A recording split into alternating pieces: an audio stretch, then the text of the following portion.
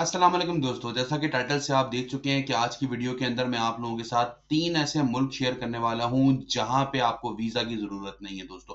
तो आज की वीडियो के अंदर वीज़ा वाला भाई आप लोगों के साथ उन्हीं तमाम कंट्रीज़ के बारे में बात कर रहा होगा दोस्तों। लेकिन वीडियो को शुरू करने से पहले आपसे गुज़ारिश होगी कि अगर आप मेरे चैनल पे नए आए हैं, तो मेरे चैनल को ज़रूर सब्सक्राइब करें, नोटिफिकेशन को ऑन करें क्योंकि मैं बड़ी रिसर्च करके, बड़ा दिमाग लगा के आप लोगों के लिए ऐसी वीडियोज़ बनाता हूं, जो आप लोगों को ज़रूर हेल्प आउट करती हैं। दोस्तों हालिया दिनों के अंदर हो ये रहा है, आप लोगों ने सुना है कि दुबई जो है उसने पाकिस्तानियों के लिए वीजा जो है वो बंद कर दिए हैं। जो लोग वीजा यहाँ से अप्लाई करते हैं उनके वीजा रिजेक्ट हो जाते हैं। मुझे अच्छी तरह से याद है 2013, 2014, 15 ये वो साल हैं जब मैंने अपनी जिंदगी की प्रोफेशनल लाइफ के अंदर कदम रखा था, जॉब करना शुरू की थी, अपनी जो है वो बिजनेस की तरफ बढ़ना शुरू किया था। तो हो ये रहा था, जो भी मेरा दोस्त इंडस्ट्री से पास आउट होता था ना, तो वो करता क्या था दोस्तों कि वो सीधा सीधा वीजा अप्लाई करता था दुबई का, या तो 1 महीने का या फिर 2 महीने का, डिपेंड करता था कितने अरसे का उसको वीजा मिल रहा है। अब 1 महीने का वो लोग अप्लाई करते थे, जॉब से 1 महीने की छुट्टी लेके वीजा पे जा रहे होते थे। 2 महीने का वो लोग अप्लाई करते थे तो जॉब ही छोड़ देते थे। अच्छा, वो जाते क्यों थे? तो वही दोस्तों, वो जाते ये थे कि उनको वहां पे जाके जॉब ढूंढनी होती थी। अब उसमें बहुत सारे दोस्त ऐसे थे मेरे जिनको जॉब मिल भी गई, कुछ को 1 महीने में भी मिल गई, कुछ को 2 महीने में भी नहीं मिली। कुछ लोगों को अच्छी जॉब मिल गई, कुछ लोगों को ऐसी जॉब मिली कि उनको लगा नहीं यार फायदा नहीं है, इस जॉब पे तो काम करने का कोई फायदा नहीं है, वापस आए थे। कहने का मकसद ये दोस्तों, हर तरह के लोग उस वक्त जो है ना वो सामने आए। लेकिन जिन लोगों ने ये देखो डिसीजन ले लिया ना कि नहीं यार हमें नहीं रहना पाकिस्तान में, हमें बेहतर जगह पे जाना है, हम जो है वो इसमें अपना खर्चा पूरा नहीं कर सकते, उनमें से बहुत सारे लोगों को जिनको जॉब मिल गई दोस्तों, आज वो बहुत ज्यादा खुश हैं। अब एक बात आप लोगों को समझनी होगी कि दुबई तो अब वीजा दे नहीं रहा। तो अब भाई अगर ऐसे छोटा रिस्क, अब छोटा रिस्क क्यों है? उस वक्त लोग क्या करते थे यार, अच्छा वीजा जो है ना वो 20,000 का आएगा, टिकट 70,000 60,000 का आएगा, चलो यार 2-2.5 लाख रुपए का रिस्क ले लेते हैं जिंदगी में, अगर नहीं भी हुआ तो चलो हम बर्बाद तो नहीं होंगे ना, 2-2.5 लाख रुपए जिंदगी में फिर कमा लेंगे। सेम इसी तरह से दोस्तों, अगर आप चाहते हैं कि एक छोटा रिस्क लें, बहुत ज्यादा बड़ा रिस्क ना लें, तो मैं आप लोगों के लिए 3 कंट्रीज लेके आया हूं। तो स्क्रीन शेयर करता हूं, स्क्रीन शेयर करके आप लोगों के साथ पूरी प्रेजेंटेशन शेयर करता हूं। वीडियो को एंड तक देखना है, स्किप नहीं करना है। एक एक पार्ट आप लोगों को समझाऊंगा कैसे करना है, किस तरह से करना है। साथ ही नीचे मेरे नंबर भी आ रहे हैं। विजिट वीजा के लिए किसी को भी गाइडेंस चाहिए, मुझसे कांटेक्ट कर लो नीचे दिए गए नंबर के ऊपर। 1-to-1 कंसल्टेंसी आप लोगों को दूंगा मैं, जिसमें सारे पॉइंट्स आप लोगों के साथ डिस्कस कर रहा हूँ। चलो दोस्तों, अच्छा जी, स्क्रीन शेयर करते हैं जी। विंडो पे आते हैं अपनी और स्क्रीन शेयर। चलें जी, स्क्रीन मैंने अपनी आप लोगों के साथ शेयर कर दी है और पहली कंट्री का नाम आप लोगों के सामने आ गया है और वो नाम है कंबोडिया। अच्छा, कंबोडिया ना, मेरा बहुत दफा मैंने इस पे पहले भी डिस्कशन की है। कंबोडिया जो है ना, मैं जो लोग थाईलैंड जा रहे होते हैं तो उन लोगों को अक्सर हम लोग मशवरा दे रहे होते हैं कि भाई थाईलैंड, वियतनाम, कंबोडिया, लाओस, ये 4 कंट्रीज जो है वो आप अपने विजिट के अंदर कवर कर सकते हो कि सारे आपस में करीब करीब कनेक्टिंग कंट्रीज हैं। अब कंबोडिया जो है ना दोस्तों, वो एक ऐसा कंट्री है जहां पे जाने के लिए आपको वीजा की जरूरत नहीं है। ये कंट्री आपको ऑन अराइवल वीजा दे रहा होता है, ठीक है। अच्छा, अब इसकी रिक्वायरमेंट क्या क्या है? सबसे पहले मैंने आप लोगों को बता दिया कि भाई कंबोडिया जो है वो ऑन अराइवल आप लोगों को वीजा दे रहा होता है। अच्छा, कंबोडिया का वीजा कितने दिन का होता है? ये वीजा होता है आपका 30 दिन का, या तो वो बिजनेस के लिए हो सकता है या वो टूरिज्म के लिए हो सकता है, ठीक है। अच्छा, अब इसके लिए आप लोगों को क्या क्या जरूरत है चीजों की? सबसे पहले आपका पासपोर्ट, जिसकी वैलिडिटी जो है वो कम से कम 6 महीने की होनी चाहिए, ठीक है जी।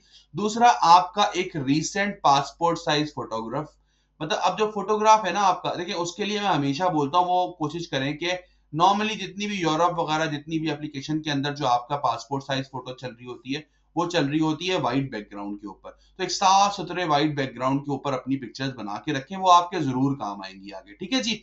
आपने अपनी पिक्चर ले ली, उसके बाद आपका जो पासपोर्ट है वो 6 महीने का हो। तीसरे नंबर पे आपको जो है वो ऑन, अच्छा मैं इसमें सॉरी, सबसे पहले तो आपको ऑन अराइवल की बात कर रहा हूँ, ठीक है। उसके अलावा जो है आपकी वीजा फीस जो कि आपके पास कैश में मौजूद हो।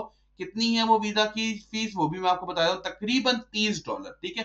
$30 की ये वीजा फीस आपके पास कैश की फॉर्म में मौजूद हो। अब ये सारी चीजें आपके पास मौजूद होंगी तो आप एयरपोर्ट पे ऑन अराइवल वीजा भी कर सकते हैं। अच्छा, एक चीज का जरूर आप लोगों ने ख्याल रखना है दोस्तों, जब भी किसी भी आप कंट्री के अंदर जाएंगे, आपके पास ऑन अराइवल के लिए उस कंट्री की कंफर्म जो है ना होटल बुकिंग होनी चाहिए। और दूसरे नंबर पे आपके पास उस कंट्री की अगर ट्रेवल इंश्योरेंस की जरूरत है तो वो भी जरूर होना चाहिए। तो ये दोनों चीजें चेक कर लें। तीसरा क्या है दोस्तों कि अगर आप ऑनलाइन अप्लाई करना चाह रहे हैं अपना ई वीजा कंबोडिया का, तो उसका क्या तरीकेकार है दोस्तों, अब मैं आपको वो भी बता देता हूं। सबसे पहले आपने online visit visa application form fill करना है। अच्छा, मैं आपको ये दिखा भी देता हूं यहाँ पे। ये देखें जी, एक मिनट, मैं आपको अभी दूसरी स्क्रीन के ऊपर ये पूरा जो है ना वो दिखा भी देता हूँ भाई। अच्छा, आपने एक मिनट, ये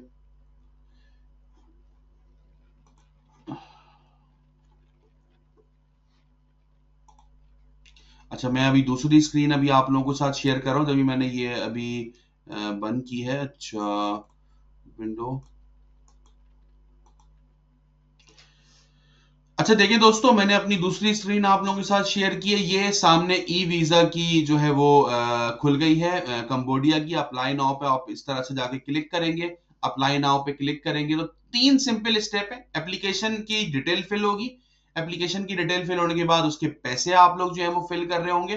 पैसे फिल करने के बाद ठीक है, application review payment complete, that's it. बिल्कुल इजी प्रोसेस है आपका, इसको आप फॉलो करेंगे तो आप जो है वो अपनी एप्लीकेशन कंबोडिया की डायरेक्टली बगैर किसी एजेंट के खुद ही फिल कर सकते हैं। अगर कोई प्रॉब्लम है, आपको लगता है नहीं यार मुझे जो है ना कोई प्रॉब्लम का सामना हो रहा है, तो आप जो है वो हमारी उसके अंदर मदद ले सकते हैं। मेरी टीम से आप कांटेक्ट कर सकते हैं नीचे दिए गए नंबर्स के ऊपर, और मेरी टीम जो है वो आप लोगों को फैसिलिटेट कर रही होगी। यहाँ पे एक बात मैं बहुत इंपॉर्टेंट आप लोगों को बता दूं दोस्तों, वीजा मिल भी गया आपको, आप जो है वो उस कंट्री में चले भी गए, सबसे इंपॉर्टेंट जो चीज आप लोगों को साथ चाहिए होगी वो होगी कि आपकी सीवी बिल्कुल बेहतरीन अंदाज में बनी हुई हो, आपका कवर लेटर बिल्कुल बेहतरीन अंदाज में बना हुआ हो।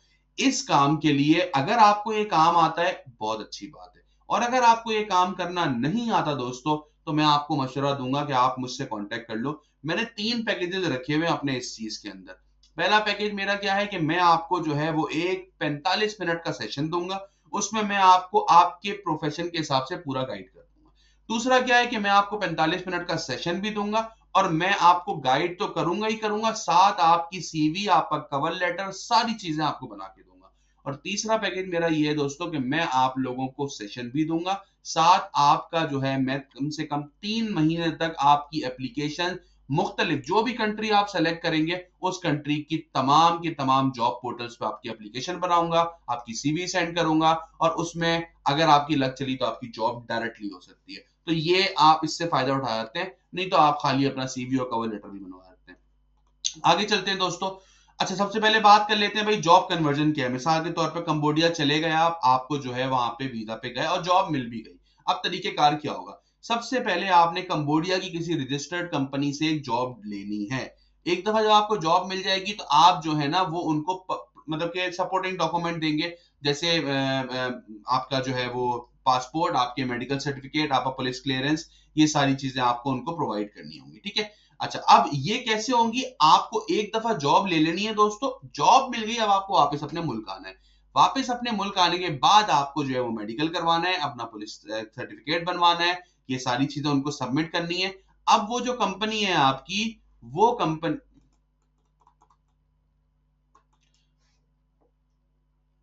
अच्छा, अब ये जब चीजें आप एक दफा सबमिट कर देंगे तो ये जो कंपनी है आपकी, ये कंपनी आपके बिहाफ पे वीजा अप्लाई करेगी, मिनिस्ट्री ऑफ लेबर के अंदर वर्क परमिट लेगी, और फिर आपको जो है ना वो प्रॉपरली ट्रेनिंग के थ्रू यहाँ पे कंबोडिया बुलाया जाएगा। ठीक है। तो प्रोसेस मैंने आपको बता दिया कि वर्क परमिट चाहिए मिनिस्ट्री ऑफ लेबर और वोकेशनल ट्रेनिंग से, सबमिट होगी आपकी वीजा एप्लीकेशन कंबोडियन एम्बेसी के अंदर, और आप वीजा फीस देके अपने जो है ना वो डिसीजन का वेट कर रहे होंगे। ठीक है।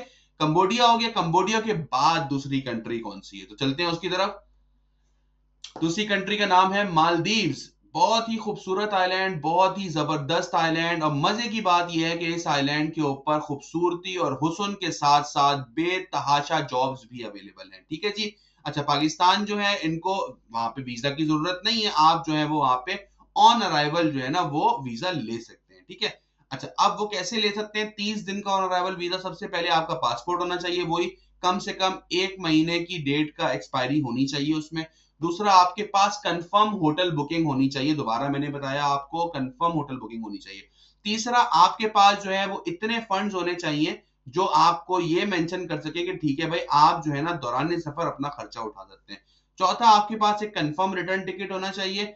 पांचवा, आपके पास एक जो है वो हेल्थ डिक्लेरेशन होनी चाहिए। उसका लिंक जो है ना ये हेल्थ डिक्लेरेशन का मैं नीचे डिस्क्रिप्शन में डाल दूंगा, तो उसको जाके आप विजिट कर सकते हैं। जितने भी लिंक्स की बात मैं कर रहा हूं ना वो सारे लिंक्स मैं आपको डिस्क्रिप्शन में डाल के दूंगा। अच्छा जी, आगे चलते हैं। और क्या होना चाहिए इसके अलावा आपके पास? ही बस ये सारी चीजें आपको मिल गई तो आपको वीजा मिल जाएगा। अब वही, आप मालदीव पहुंच गए, जॉब वॉब ढूंढी, जॉब मिल गई। अब जॉब कैसे कन्वर्ट होगी? सबसे पहले आपको जो है जॉब ऑफर चाहिए। एक बार जॉब ऑफर आ गई तो आपका जो एम्प्लॉयर है वो आपके बिहाफ के ऊपर जो है वो वर्क परमिट अप्लाई कर रहा होगा। ठीक है जी, वर्क परमिट वो अप्लाई कर रहा होगा। वर्क परमिट अप्लाई करने के बाद जो आपका एम्प्लॉय है वो आप जो है ना वो चले जाएंगे वापस मालदीव से, अच्छा पाकिस्तान अपने मुल्क। आपका एम्प्लॉयर आपके बिहाफ पे सारे काम करेगा और फिर आप जो है, आपको एक दफा जब वीजा मिल जाएगा तो आप मालदीव आ सकते हैं। अच्छा, पाकिस्तान आना इसलिए भी जरूरी है दोस्तों कि जो भी जॉब वीजा होते हैं उसके ऊपर आपके पासपोर्ट के ऊपर प्रोटेक्टर लगता है। अगर आपके पासपोर्ट के ऊपर प्रोटेक्टर नहीं लगा हुआ है तो फिर आपको एफआईए वाले ट्रेवल नहीं करने देंगे। प्रोटेक्टर का मतलब ये है कि मोफा के अंदर सारी चीजें उनको आपने बता दी है कि आप जो मुल्क से बाहर जा रहे हैं, आपकी कंपनी कौन सी है, आपकी सैलरी कितनी है, वो सारी चीजों की डिटेल उनके पास है। ठीक है दोस्तों, मजीद आगे बढ़ते हैं। अब जो कंट्री मैं आपके साथ डिस्कस करने वाला हूं ये अरब कंट्री है, और इस कंट्री के अंदर पाकिस्तानियों की भरमार है, बेतहाशा पाकिस्तानी यहाँ पे जॉब कर रहे हैं। ठीक है कंट्री आ गई है आपके सामने। इस कंट्री का नाम है दोस्तों कतर। बहुत ही स्ट्रॉन्ग करेंसी है इसकी, बहुत ही खूबसूरत मुल्क है, बहुत ही खूबसूरत लोग हैं यहाँ के, जो कि एक दूसरे के साथ बहुत ही प्यार से अमन से रहते हैं। ठीक है, अब कोई वीजा की जरूरत नहीं है, वीजा आपको ऑन अराइवल मिल जाएगा। चीजें क्या चाहिए? सबसे पहले दोस्तों आपने डिस्कवर कतर की वेबसाइट से जो है ना वो आपने अपनी होटल बुकिंग करनी है। होटल बुकिंग बहुत जरूरी है डिस्कवर कतर की वेबसाइट से। ठीक है, उसके बाद आपने हेल्थ इंश्योरेंस लेनी है जो कि 50 रियाल की है खाली, और या तो वो कतर इंश्योरेंस कंपनी से ले लें या फिर वो QLM life and medical insurance company से ले लें। इन दोनों कंपनी से आपको आपकी जो है वो मेडिकल इंश्योरेंस मिल जाएगी। ठीक है, ये आपको एक दफा मिल जाएगी तो आप जो है ना इसको प्रिंट करके अपने साथ लेके जा रहे होंगे। आपका पासपोर्ट कम से कम 6 महीने की वैलिडिटी का हो और आपके पास एक रिटर्न टिकट हो और आपके पास फाइनेंशियल प्रूफ हो, मतलब के शो मनी आपके पास होना चाहिए, पैसा आपके पास होना चाहिए दिखाने के लिए। ठीक है जी, ये सारी चीजें हो गई। अब जब आप हमद एयरपोर्ट के ऊपर पहुंचेंगे तो आपने सबसे पहले डिस्कवर कतर की डेस्क पे जाना है।